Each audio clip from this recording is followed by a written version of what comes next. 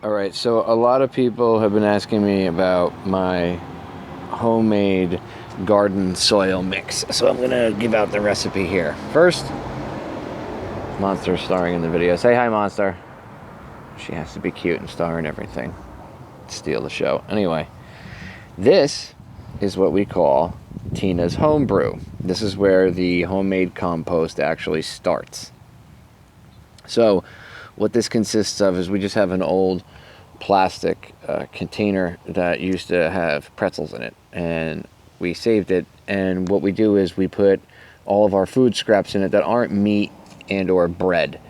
So you can see, like, there's strawberries in there, there's some parsley, there's old nasty bananas that instead of, sometimes we save them, which I have a ton of them in the freezer if they get brown, because that's the good cancer fighting qualities, and actually they're healthier that way. So usually we save them, but sometimes if we have an overabundance, we throw them into the compost like we did here. There's coffee grinds, yogurt, and some of this is a mix of clean filtered water and fish oil from, I give my cats and even Monster once in a while sardines from Canada. I have to go out of my way to make sure they're clean sardines and stuff and clean fish, especially after Fukushima. So I drain the fish oil into here as well, because the fish oil is actually really good for the plant. There's nitrogen and stuff in there, like the fish scales and stuff, so it builds up in here, and you can see it's like a science project. It's absolutely disgusting, but it's really good for the plant. There's coffee grinds and even the coffee filters, because I use the compostable ones. So, and we go from there, and I'll show you where we put it. We have a huge hole in the backyard that we throw all of it in. So this thing gets filled up, all right, and it gets to about here, you know, sometimes it gets a little higher. And we have buckets out in the shed, which I'll show you right now. Okay, so now we're in the shed, and this is going to get gross, right? But you'll see, this is what the inside of the compost looks like. And you can see there's maggots forming in there on the organic material. And then we also take any plant clippings and stuff that we trim off, and we throw it in there. Oh, God, that stinks. We use the trim from the plants and stuff. We throw it in there too, because A, it's good compost, but B, it also has bacteria from the dirt and the local area where you're going to be planting the garden. So that's why we throw all of our stuff in there, because it's the same, it's all the same stuff. So this stuff stinks. You could see it's absolutely abhorrent. Mold. And this one has food, and you can see there's sticks and stuff in there from trimmings we did on other plants. And what we'll do is, once it sits in here, now there's 1, 2, 3, 4, so I think there's a 5th one back there, so it's about ready. I'll take this and I will go dump it into a hole, and I'm going to show you the hole we dump it into. Alright, so this is the hole I have dug here in my backyard, and we use this as the compost creation hole. So right now I actually dug all the old compost out, which I'll show you in a sec. It's in my wheelbarrow, which I use. There's only a little bit left here. This is all like material, the grass and stuff that I shook loose after I had to dig holes where the plants are, threw all the, knocked all the sand loose, threw all the grass in there. That stuff breaks down, it's good. There's some leaves from the avocado tree back there, some trimmings, regular yard waste. Into the hole it goes. Then I'll take those buckets and I'll dump like 2 buckets in there, and what I use is the local sand here. This just regular, because this is what Florida is. When you live in Florida, you pretty much live at the beach, even when you're inland, right? So because your plants are going to be living in that stuff, what I recommend is whatever your local area is, if it's sand like this because you live in Florida, or wherever dirt, you mix 1/3 of that local type ground material, whether it be, again, sand, dirt, whatever. 1/3 of that, 1/3 of that mess that you just saw, the home brew, and then 1/3 of what I would try to get is just regular raw organic topsoil, clean, nothing with Nothing with fertilizers or anything like that in it. Monster, be careful over there. And nothing with fertilizer or anything like that. And it just tried to get it clean, regular topsoil. Mix that with your homemade compost mix in the hole and sand. And you want to do a third and a third and a third, basically. It doesn't have to be exact measurements, but you get my drift. Mix it all in the hole and let it sit here. And the sand and the topsoil will cover most of the nastiness and the smell won't be so bad. And what happens is after, depending on how hot it is and where you live, right now it's springtime, getting close to summer, which means it's going to be really hot and the compost should break down even faster. But I would say like 6 to 8 weeks max.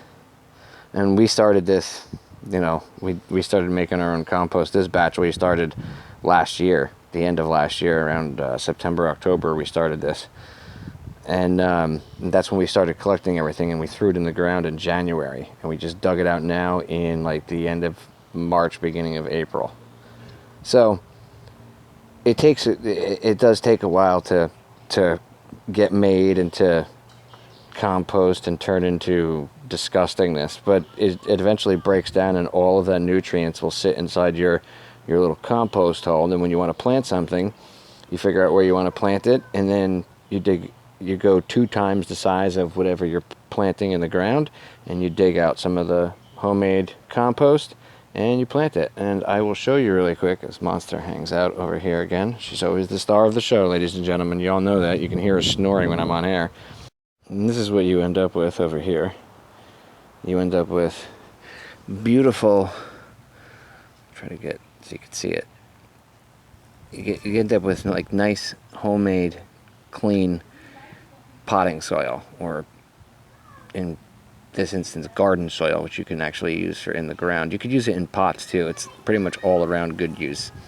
When we start plants from seed, this is what we use inside the pots, and then once we bury it in the ground, we'll take a pot and we'll, like whatever we're going to plant, and you dig a 2-foot hole around it, or a 2 or 3 foot hole usually, depending on the size of the plant that you're putting in the ground. If it's been growing decent, the usual rule is like twice the size of the pot.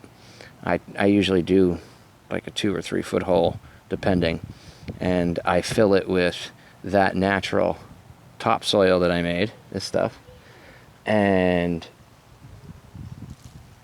I just put this in there, and you can see there's sand, the topsoil, and then the chunkier brown stuff is all the broken down food bits and stuff that turned into compost in there.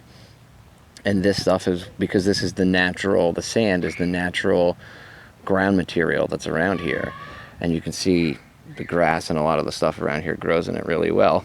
See,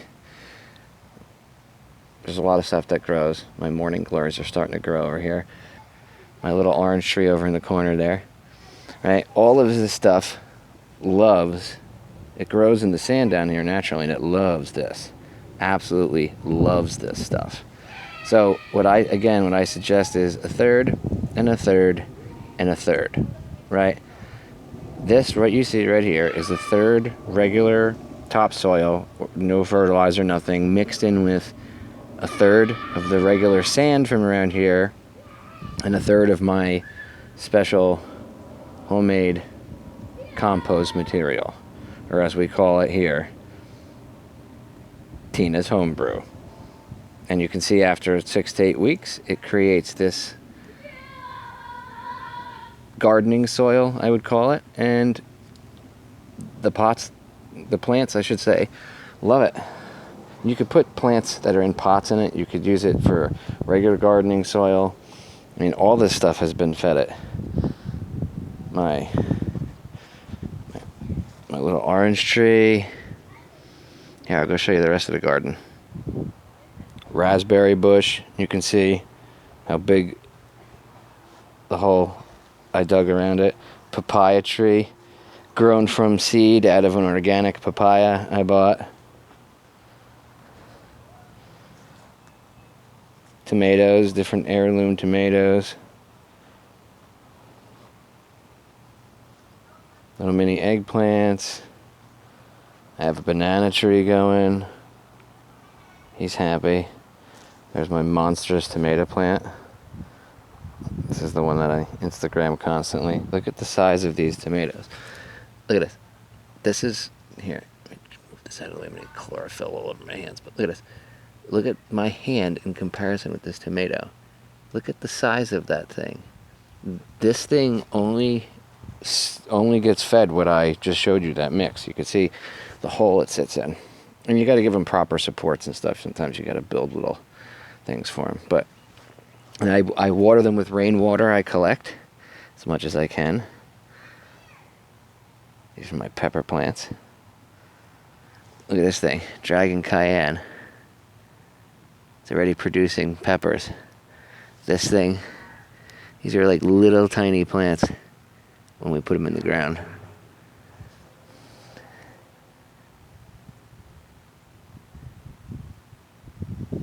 So, I'm telling you, ladies and gentlemen, it's interesting what you can grow in your own backyard. Here's another papaya. This one's grown big. Look at the base on him. Look at the stalk. Again, all of this all comes from the homemade compost. Cherry tomatoes. And this is just experimenting, you know. It's not easy to grow things on a sandbar. And so far, the experiment has been a success. Another papaya. And then, of course, the entire bed of papayas over here. How tall this one is. Let me get out of the way here. Yeah, huge. Look at the stalks on those things. All these papayas came from the same papaya. One organic papaya from, I think it was Ecuador. We dried the seeds out and planted them.